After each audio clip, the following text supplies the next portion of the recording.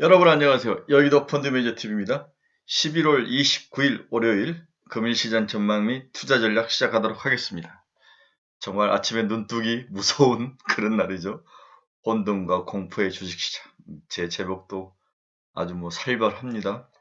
주말 내내 많은 우리 친구분들이 고민과 번뇌와 그리고 여러 기사들을 많이 읽어보셨겠죠? 모두 부정적인 기사뿐이네요. 과거의 그 아픈 경험들이 트라우마가 우리의 머릿속을 강하게 짓누르고 있는 것 같습니다. 특히 위코로나주로 많은 포트폴리오를 가지고 있는 우리 주린이 분들에게 충격과 약간 정신적 어떤 그 트라우마는 상상 이상일 것 같은데 일단 한번 봅시다. 또 모든 세상의 일이 우리가 생각하는 것과 반대로 가는 경우가 정말 많지 않습니까? 주식시장도 대표적인 그런 집단 심리와 반대로 가는 케이스가 정말 많은데 너무 공포감을 갖지 말고 한번 천천히 그리고 논리적으로 한번 대응을 해보도록 하겠습니다. 자, 저랑 같이 오늘 시장 전망 및 투자 전략 한번 알아봅시다. 구독, 좋아요 꼭 눌러주십시오. 감사합니다. 결론부터 봅시다. 새로운 변이 오미크론 등장으로 주식시장은 극심한 변동성 확대가 전망된다. 극심한 변동성 확대. 이제 오미크론이 이름을 가지고도 중국을 배려해줬다 아니다 이런 곡신각신 정말 핵심을 벗어난 그 정치적 이야기들도 신문에서 볼 수 있는데 일단은 오늘 아침장은 극심한 변동성이 확대될 것은 사실인 것 같습니다. 이번 달 일단 금주 시작은 강력한 하락이 전망되며 중요한 것은 회복 강도 여부가 얼마나 나타나느냐 이게 매우 중요한 것 같아요. 그런데 우리가 경험을 하면 할수록 첫 번째 변이가 출현했을 때, 그 다음 변이가 나타났을 때, 그 다음 이번에 변이가 나타났을 때, 그 회복 강도는 우리가 생각한 것보다 훨씬 빠를 것 같아요. 왜 그러냐면 많은 사람들이 그 과정을 경험을 해봤고, 그리고 어느 정도 마음의 준비가 되어 있는 상황이 있기 때문에 제가 봐서는 회복 강도가 생각보다 빠를 거로 보고 있습니다. 이게 정말 중요하죠. 그래서 수혜주와 피해주가 좀 극명하게 나타날 것이며 초반기는 문제는 수혜주와 피해주의 그 지속성과 연속성에 달려있는 거죠. 지속적으로 수혜주만 올라갈 거냐, 지속적으로 피해주만 계속 얻어맞을 거냐, 이 강도와 연속성이 굉장히 중요한 투자의 핵심 전략을 판단하는 키포인트로 보여집니다. 투자 전략은 일단 피해질 거로 전망되는 위코로나주는 빠른 포지션 줄이기를 추천합니다. 시작하자마자 거의 7, 8%, 5% 넘게 두들겨 맞을 것 같은데 팔아야 합니다. 과감하게 50%는 파십시오. 더 반등을 하는 한이 있더라도 일단 위코로나주를 가지고 계신 친구분들은 아침에 5%에서 7% 정도 있으면은 그 범위 내에 10%만 아니라면 일단 팝시다. 팔고 현금을 가지고 또 다음을 모색합시다. 저는 이 결론을 내기 위해서 책상에서 어제 30분 동안 깊은 고민을 했죠. 이 결론을 내가 어떻게 내줘야 되나. 하지만 누군가는 그리고 여러분들에게 이 코멘트를 해줄 수 있는 사람들은 뭔가 과감한 결단을 내줘야 된다는 결심을 했죠. 그래서 제가 이 문구를 넣었습니다. 과감하게 팔자. 50%는 그냥 던지자. 이게 제 결론이죠. 윗 코로나주를 말하는 건데 그렇죠? 네. 급격한 하락 시 신용물량 반대 매매도 전망돼 의외로 하락의 충격이 단기간에 클 가능성이 굉장히 중요합니다. 그렇죠? 그래서 이제 반대의 신용 매매 물량이 조금만 빠지면 2,900이 무너지면 또 우르르 나올 확률이 있어 보여요. 이게 더 무서운 상황인 것 같습니다. 추격 매수는 당연히 비추이고 지금은 현금 보유를 강력히 추천하는 바이다. 이게 제가 어제 오후 내내 책상에 앉아서 조용히 침묵하는 가운데 제 골방에서 뭔가 결론을 여러분들에게 이야기해 줘야 될 상황인 것 같아서 많은 그 고독 속에서 문을 잠그고 그렇게 내린 결론입니다. 여러분 가슴 아프지만 결단을 내립시다. 방법은 없습니다. 이제 주말에 좀 공부 좀 했던 사람은 이 그래프를 많이 볼 건데 하나금융투자에서 안재만 이용이라는 분이 쓴 자료에 나온 건데 과거 변이 바이러스 치료 시 글로벌 주식시장이 어땠는가 박살났다는 거죠.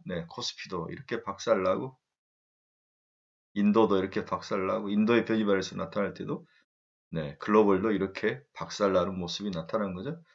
물론 꼭 이렇게 되리라는 법은 없지만 저는 일단은 아침 시작하자마자 장 빠질 것 같아요. 그런데 이제 반발 강도가 참 중요한데 이 반발 강도가 핵심인 것 같습니다. 과거와 다르게 많이 빠지지도 않고 빨리 회복한다면 뭐 그건 충분히 가능한 거죠. 그래서 이 뉴스 플로우가 굉장히 중요합니다. 충분히 잡을 수 있다. 변이가 이러이러되지만은 기존에 있는 뭐 백신으로 충분히 커버가 가능하다. 이러한 긍정적인 희망적인 뉴스가 빨리 나와야 되는데 이거 실험하는 데는 시간이 좀 필요하다 그러네요. 한 1-2주가 걸릴 거라고 그러는데 그때까지는 혼돈의 시간. 네, 정말 공포의 시간이 이어지지 않을까 그런 생각을 해봅니다. 29일 우리나라 증시는 오미크론 공포가 터진 후 열리는 아시아 첫 증시여서 검은 월요일 우리가 현실화될지 시장에 관심이 쏠리고 있다. 블랙 먼데이 그렇습니다. 항상 동쪽에 있는 우리가 먼저 열리죠. 오미크론이 뉴욕과 유럽 증시를 집어삼킨 터라 지난해 3월 악몽을 떠올린 이들이 많기 때문이다. 지난해 2월 14일엔 2243폰트를 기록한 코스피는 코로나19 사태가 확산된 3월 19일 1450.64까지 폭락을 했죠. 처음에 나타났을 때. 눈에 보이는 변동성은 안전하다. 그러나 보이지 않고 예측하기 힘든 리스크가 훨씬 무서운 것이다. 이 유명한 말이죠. 그렇죠? 블랙스완이라는 그러한 책을 쓴 나심 탈레브가 한 말이죠. 네, 보이지 않는 예측하기 힘든 리스크가 무서운 거죠. 자본시장에서는 아무리 큰 리스크라도 클리어하게 이렇게 눈에 들어오면은 그때는 이미 이제 끝난 거죠. 하지만 이 공포의 강도와 그리고 속도에 대해서 예측하기 힘든 모습으로 나왔을 때 그때 자본시장이 가장 불안한 모습을 보이는데 현재 오미크론은 그러한 상태라고 볼 수 있습니다. 지난해 9월 또 10월에 인도, 12월 브라질 변이가 바이러스가 나타났을 때도 코스피는 전고점 대비 마이너스 7%, 마이너스 6% 하락을 했습니다. 오미크론이 코스피를 2,800대까지 끌어낼 수 있다고 보는 애널리스트도 등장을 하기 시작하죠. 네, 일단은 이러한 주류 시각이 단기적으로 맞을 것 같습니다. 공급망이 불안한 가운데 오미크론이 동남아와 중국으로 확산한다면 또 글로벌 공급망에 충격을 가할 수 있으며 최악의 경우 패닉셀이 나올 수 있다고 지적하는 분석가들도 주말에 많이 등장을 했죠. 반면 영국의 금융그룹 바클레이즈는 많은 주식시장이 사상 최고 수준이나 신종 변이 바이러스로 인해 확진자가 다시 증가할 경우 중앙은행 긴축정책을 공격적으로 전개하지 못할 가능성이 있다. 즉 이 말은 어느 정도 또 바닥을 지켜줄 수 있는 또 나름대로의 판은 아예 없는 안전판이 아예 없는 건 아니죠. 그렇죠? 네. 살아나는 경기가 후퇴할 가능성과 그동안 글로벌 증시를 뒷받침해줬던 유동성이 축소 단계에서 일시적으로 후퇴하는 긍정력이 서로 부딪히며 변동성이 커진 상황 전망도 예상하는 분석가들이 많죠. 박스권이 내려온 상태에서 올랐다 내렸다 하는 케이스. 제가 보는 가장 유력한 케이스인데요. 어떤 신문기사를 보니 빅토리아 팽과 딘 제민슨, 로렌스 썸머스 등 경제학자들이 2017년 발표한 논문을 보면 전 세계적인 전염병으로 인한 연간 손실은 대략 5천억 달러로 전 세계 수입의 0.6%에 달한 것으로 추산된다. 굉장히 큰 금액이 충격적으로 나타나는 거죠. 경험적으로 전염병이 전 세계적으로 경제적 비용을 늘리지만 증권시장에서는 제약주와 언택트 관련주들이 반사이익을 누리는 경향을 보였고 호텔, 항공, 사치품, 소비재 등 여행 관련주들은 타격을 받죠. 무엇이 허저이고 무엇이 악재일지는 과거 경험상으로 예상은 되지만 그렇다고 과거 경험이 다시 그대로 투영되는지는 미지수인 거죠. 네. 재택근무 증가로 과거처럼 반도체 IT가 다시 세상 중심에 설 가능성도 있어 꼭 우리나라에게 불리할 상황은 아닌 경우도 가능성은 낮지만 존재한다. 하지만 우리나라처럼 중간재를 만들어서 파는 나라에게 공급망이라든지 이러한 것들이 다 셧다운들이 많이 나타난다면 좀 불리한 면이 있죠. 그렇지만 이제 그럴수록 이 공급을 할 수 있는 능력, 생산력을 가진 나라들이 비교적 어마어마해요. 그러니까 피어 그룹 내에서는 또 돋보일 확률이 있기 때문에 소비 관련주라든지 서비스 관련주들로 주식 시장이 갔다가 다시 생산이나 중간재를 공급할 수 있는 능력 있는 나라로 또 반대로 오는 케이스도 있어서 꼭 단기적으로는 하락할 수 있지만 중장기적으로 보면 이게 만약 오미크론이 오래 지속된다면 그렇게 또 우리나라에 불리하지 않을 가능성도 있습니다. 저는 또 그런 면도 좀 중시하는 거죠. 최근 시장을 떠받쳐온 주린이들은 이달 들어서 우리나라 주식에서 1조 7천억치를 팔았고 미국으로 떠났는데 이게 또 잘한 일인지는 모르겠습니다. 우리나라보다는 미국이 더 강하게 버틸 확률이 높아 보이는 건 사실이니까요. 저는 잘했다고 봅니다. 따라서 연말 랠리에 대한 기대감은 당연히 뚝 떨어질 거로 전망되죠. 오미크론의 공포, 그리고 유가, 인플레이션, 실적 둔화 우려 등이 시장을 짓누를 것으로 보이기 때문이죠. 이제는 뭐 연말 랠리라는 단어 이제 뭐 생각도 말아야죠. 이미 시장은 두 번의 금리 인상으로 소비 의지를 꺾어놨으며 오미크론, 물가 상승, 그리고 주가 하락, 그리고 코인 가격 하락 등이 겹치며 부의 효과가 나올 수 있는 모든 구멍을 다 차단해 놓은 거죠. 우리나라 정부가 제일 바보 같은 역할이거든요. 부가 나올 수 있는 것을 다 차단한 다음에 경제를 살리겠다는 것은 정말 바보 같은 일이죠. 그리고 모든 젊은이들이 MZ세대와 그리고 사람들이 주식시장에 가여 있는데 그 주식시장에서 주식에서 좀 돈을 벌어야 자동차도 살고 뭐 소비재도 사고 이런데 거길 다 막아버리는 거죠. 정말 바보 같은 정책을 쓰는 이 정부는 좀 생각 좀 많이 해봐야 됩니다. 시장은 잔인한 10월, 11월을 걸쳐 더 잔인한 12월을 향하여 들어가고 있다고 보여줘 보수적 접근이 필요하다고 생각됩니다. 그렇다고 반등의 기대감은 없는가? 과거 상고 화저를 기록한 그해 말부터 반등의 기운이 나타났다고 합니다. 이 하나금투의 안재만 의원이 쓴 이야기인데 무슨 일이냐? 과거에 연초에 강하게 상승이 나타나고 그 다음에 연초 이후에는 하락으로 쭉 내려갔다가 그랬을 때의 향후 주식 시장은 어떻게 됐느냐? 그때는 연말부터 그 다음에 연초에 강한 반등이 나타났다는 거죠. 지금 우리나라가 지금 2021년에 와서 연초 1, 2월에 강하게 상승이 나타났다가 쭉 하락하지 않았습니까? 그런 경우 올 연말이나 내년 초에는 어떤 주식시장 움직임을 보일 것인가? 과거 케이스를 봤더니 충분히 코스피가 반등을 하더라. 그 이야기를 하고 있는 거죠. 그래서 제가 그 이혼의 아주 좋은 아이디어였던 것으로 보여서 여러분들이 소개하고 싶은데 코스피가 사상 최고치를 경신한 이후 2021년처럼 상고하저 패턴을 형성했던 2011년 11월까지 주식이 10%가 하락했고 2018년도 11월까지 주식이 15%까지 하락했는데 지금 2021년과 가장 비슷한 케이스인데 당시 2011년 12월에 저점을 형성해서 2012년 1월에 6%가 올랐고 2018년에도 12월에 저점을 형성하고 2019년 1월에 다시 5%나 상승하는 그런 반등이 강력하게 나타났다는 거죠. 그래서 상고 하저의 경우 그 하저 마지막 끝단부터 그 다음 해 1분기까지는 강력한 반등이 나타나더라. 그 이야기를 하는 거죠. 이게 그나마 우리들에게 위로가 되는 좋은 어떤 분석 소식인 것 같습니다. 2021년 코스피는 사상 최고치 경신을 상고하저 패턴을 형성했는데 21년과 18년과 유사한 케이스죠. 쭉 빠졌다가 18년, 21년, 2011년, 2018년 올라왔다는 거죠. 이제 우리도 2021년도 끝자락에 있기 때문에 이 오미크론 위기만 잘 넘긴다면 또 강한 반등이 나타날 수 있지 않을까 그런 예상을 해보는데 이 두 시기에는 정말 코로나가 없었죠. 지금 있고 그 차이가 일단 커서 마음은 무겁습니다. 하나금투의 안재만 의원은 반도체 이익 하향 추정이 일단 멈춘 부분도 굉장히 긍정적이더라고 일단 이야기를 했습니다.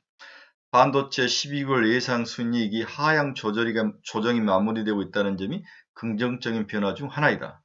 반도체의 12개월 예상 순이익은 2021년 8월 57조 원으로 정점을 이룬 후에 10월 51조 원까지 하향. 그러나 현재 추가적인 하향은 보이지 않고 옆으로 횡보하고 있는 모습이니까 어느 정도 반도체에 대한 하향 조정 마무리는 끝난 게 아니냐. 이것은 그나마 반도체 위주로 되어 있는 우리나라에게 긍정적인 그러한 요인으로 보여집니다. 이게 12개월 반도체를 제외한 예상 순이익에 대한 추정치이고 이건 반도체 예상 순이익을 추정치인데 그리고 반도체만 뺀다면은 기업들의 순이익 추정치는 괜찮습니다. 반도체도 이제 하락한 이후에 옆으로 멈추는 그러한 모습을 보이고 있어서 다행입니다. 자, 그러면 그 애널리스트가 추정한 대로 2011년, 2018년 연말부터 일어나는 그 반등에 때 주로 어떤 종목들이 상승을 치고 올랐는가 이것이 굉장히 중요한데 소외됐던 종목 위주로 상승이 나타났다는 게 굉장히 어떤 그 함의가 큰 거죠. 2011년 12월에서 2012년 1월에는 주로 증권, 가전 이런 종목들이 치고 올라왔죠. 2018년 12월에서 2019년 1월에는 디스플레이, 자동차, 조선 이런 업종들이 치고 올라온 거죠. 또한 다행인 것은 그동안 공급 서프라이 체인의 가장 핵심이었던 우리 LA 항구의 모습이 2021년 11월 초에서 중순까지 40척 수준에서 현재 26척 수준으로 입항 대기 선박수가 줄고 있다는 거죠. 네. 입항 대기 및 부도 정박 기간도 25일에서 20일로 줄었습니다. 그렇습니다. 줄고 있는 거죠. 이런 것들은 절대적으로는 완전히 해결되지 않지만 추세가 중요하다는 거죠. 방향성. 주식시장에서 제일 중요한 것은 지표의 방향성과 추세와 강도죠. 이런 것들이 움직였다는 것은 그나마 긍정적인 요인이었는데 결국 오미크론의 그 강도가 모든 것을 결정하지 않을까 그런 생각을 해보면 좀 아쉽네요. 또한 이제 BDI라든지 벌크성 운임지수라든지 중국 상하이 컨테이너 운임지수를 봐도 가격이 하락하고 있죠. 네.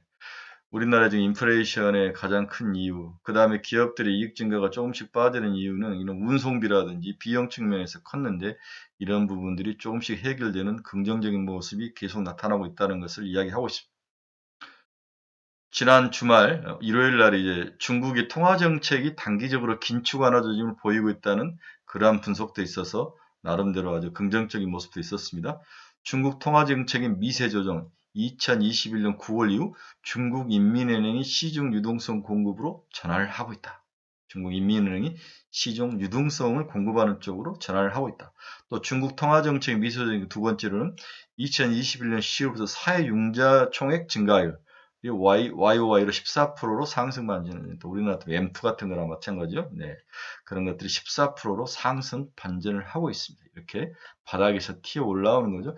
이러한 좋은 점들이 있었는데, 오미크론이 계속 우리의 심리를 꺾고 나서 정말 묻혀버릴 것 같아 좀 아쉽고 서운합니다. 또한 국내 기업들의 매출액 증가 가능성도 많이 기대가 되고 있는데요. 코스피 매출액은 매출 가격과 매출 Q, P와 Q로 구성되어 있는데 최근 매출 가격 P는 상승했지만 Q가 늘지 않았죠. 그 이유는 서프라이 체인 공급망 체인이 망가지면서 Q가 늘지 않았는데 이제 Q가 조금씩 살아날 확률이 있다. 이런 좋은 점들이 있었는데 개선 기대 가능성이 충분히 있었는데 오미크론으로 심리적인 타격을 받을 것 같아서 좀 안타깝습니다. 자, 여덟 번째로 미국 제조업과 서비스업 그리고 물류 대란이 진정 시의 수혜 업종은 뭘까? IT 하드웨어, 반도체, 화학, 화장품, 의류, 자동차 이 중인데 IT 하드웨어는 좀 기대감이 있죠? 반도체. 오케이. 화학은 최근에 아주 뭐 죽을 쓰고 있습니다. 시클까 보니까 원재료인 유가가 올라가면서 원재료 가격이 오르면서 충격을 가하고 있는 거죠. 그렇죠? 거기다가 또 코비드 때문에 뭐 증설을 많이 못했는데 증설이 이루어지면서 물량도 많이 나오고 그러면서 화학주들이 뭐 정말 힘을 많이 못 썼는데 대체적으로 롯데케미칼 같은 주식은 정말 바닥에 박살이 나 있는 상황이죠. 그다음에 자동차도 마찬가지고 그렇지만 정상화됐을 때 가장 먼저 튀어오를 것은 IT 하드웨어, 반도체, 자동차 뭐 IT 하드웨어는 뭐 그런 거죠. PC나 뭐 기기나 핸드폰이나 뭐 이런 것들을 이야기하는 거죠. 이 중에서 우리가 기대해 볼 것은 내년에는 이제 핸드폰, 따라서 반도체, 그리고 그 원가나 원재료 시장이 좀 커머디티 시장이 안정이 되면 화학주가 다시 경기 사이클을 타고 올라올 확률, 자동차도 Q가 풀린다면 자동차 반도체 시장이 풀린다면 충분히 튀어 올라올 수 있는 가능성이 있다. 이렇게 이렇게 뭐랄까 스쳐 지나가는 우리의 어떤 센스로 이런 것들을 딱 보고 느껴야 되는 거죠. 그렇죠? 또 기업의 실적 추정치를 봐도 삼성전기와 LG 이노텍이 지속적으로 추정치가 올라오고 있는 모습을 보입니다. 그래서 정 살 게 없으신 분들은 이번에 혹시 가격이 빠져서 내려오면 삼성전기와 LG 이노텍을 바닥에서 줍줍하는 것도 나쁜 전략은 아닌 것 같다 이렇게 생각이 듭니다. 다음에 이제 눈에 들어오는 실적 추정치 종목에서는 기아와 F&F 실적 추정치가 상승 중에 있습니다. 2021년 10월 초, 2022년 기아 순이익 추정치는 5조 1120억. 좋네요. 5조까지 올라왔네요. 네. 그래서 3,200억까지로 상향 조정이 되고 있죠. 그 다음에 F&F도 3,200억에서 3,900억으로 실적 추정치가 올라가고 있습니다. 순이익 증가율이 47%나 되네요. 그래서 FNF와 기아자동차, 특히 기아자동차는 아주 좋은 것 같습니다. 좀 중장기적으로 보면 좋은데 문제는 이제 오미크론의 타격 강도와 그 연속성이 있는 것 같아요. 그 다음에 우리가 좋아하는 메타버스, NFT 게임주 영향은 어떻게 될 것인가? 저는 이제 이 문제도 여러분들에게 답을 내줘야 되는데 이 문제도 제가 저희 방에서 곰곰이 생각을 참 많이 했던 섹터 중에 하나입니다. 결론은 단기적으로는 충격이 있겠지만 반등 강도가 가장 강하게 올라올 것이다. 왜 그러냐면 이렇게 오미크론이 강탈하면 결국 집에서 머물면 게임해야죠. OTT 봐야죠. 그러면서 또 돈도 벌어야 되죠. 이것을 다 할 수 있는 것은 뭐 블록체인 게임을 할 수 있는 이런 기업들이기 때문에 그렇게 나쁘진 않다. 그래서 성급한 매도보다는 일단 존버를 추천하고 있습니다. 또 다른 이제 섹터는 2차 전지 소재주인데 이게 이제 우리의 큰 리딩 종목 중에 하나이지 않습니까? 사실 2차 전지에 관련된 전기차 주식이 크게 오른 것은 코비드가 나타나면서부터 크게 오르지 않았습니까? 그래서 그 과거 1, 2년 전의 경험이 다시 투영이 될 것이냐 이런 문제인데 일단은 단기적으로 충격을 받겠지만은 앞에 말씀드린 메타버스 게임 뭐 이런 주보와 비슷하게 바로 반등력이 나쁘진 않고 강하게 나타날 것이다. 그래서 오늘 아침이죠. 오늘 아침에 강하게 이제 매도가 쏟아진다면 그때는 매도할 필요 없이 견디는 것도 하나의 방법이지 않을까 그렇게 예상을 합니다. 따라서 내연기관 저번은 전기차들이 판매력과 이런 것들이 더 좋고 확장성이 있고 성장력이 있는 쪽으로 시장의 관심은 더 가기 때문에 전기차 관련주들은 소재 관련주들은 그렇게 나쁠 것 같지 않다 이렇게 예상을 한 거죠. 결국은 이제 사회세상이 어렵고 경기가 침체할 수 있도록 결국 우리가 매달리는 것은 성장성입니다. 그렇죠? 네. 과연 이 성장성이 어느 섹터, 어느 업종에 있느냐 이거죠. 그래서 저는 메타버스, 게임, 뭐 코인, 2차 전지 이런 쪽은 성장성을 가지고 있기 때문에 내년까지도 지속적으로 보유를 하는 게 답이지 않느냐. 이게 이제 제 기본적인 생각이죠. 그래서 이러한 종목들을 들고 계신 분들은 쫄지 말고 지속 정보를 추천합니다. 마지막으로 추천 종목을 한번 보겠습니다. 시젠, 화이자, 넷플릭스, 너블룩스, 게임빌, 컴투스, 위메이드, 엑세스바이오, 후마시스 이런 종목들을 보는데 마음은 무겁네요. 하지만 좀 관심을 가지고 지켜보기 바랍니다. 여러분 이제 장이 곧 시작될 거죠? 네, 배에다 힘을 꽉 주고 현금을 가지신 분들은 버티셔야 됩니다. 그리고 위코나를 너무 많이 들고 계신 분들은 과감하게 50%를 던지고 현금을 가지고 다음 또 올라오는 테마주를 탄다면 충분히 회복과 복구가 가능합니다. 그래서 마음에 너무 상처받거나 힘들어하지 마시고 전략을 잘 세워서 거기에만 집중하는 그러한 아주 와이즈하고 강단 있는 그런 하루이기를 원합니다. 제가 유튜브라는 이 정말 이 널려있는 뭐 채널 속에서 제가 여러분들을 직접 손을 잡아줄 수는 없지만 제가 꾸준히 우리 유튜브 친구들에게 좋은 소식과 좋은 전략으로 함께 할 테니까 여러분들도 제 손을 꽉 잡고 저랑 같이 소통하면서 잘 이겨내는 그런 한 주가 되길 원합니다. 여러분 힘내십시오. 하늘이 무너져도 주식시장은 솟아날 구멍은 있습니다. 아셨죠? 저도 몇 번 운영하면서 많이 말아먹고 심지어 쫓겨나기도 했죠. 운영 못한다고. 그런 케이스도 있었습니다. 그렇지만 또 우뚝 살아나서 또 그 다음에 또 좋은 또 이렇게 또 실적을 내면서 인센티브도 받고 인생이 그런 거 아니겠습니까? 여러분 힘내시고 용기 잃지 마시고 집중하면서 제가 또 상황에 따라서 매일매일 좋은 전략을 이야기해 드릴 테니까 저를 좀 믿으시고 함께 하시길 바랍니다. 여러분 감사합니다.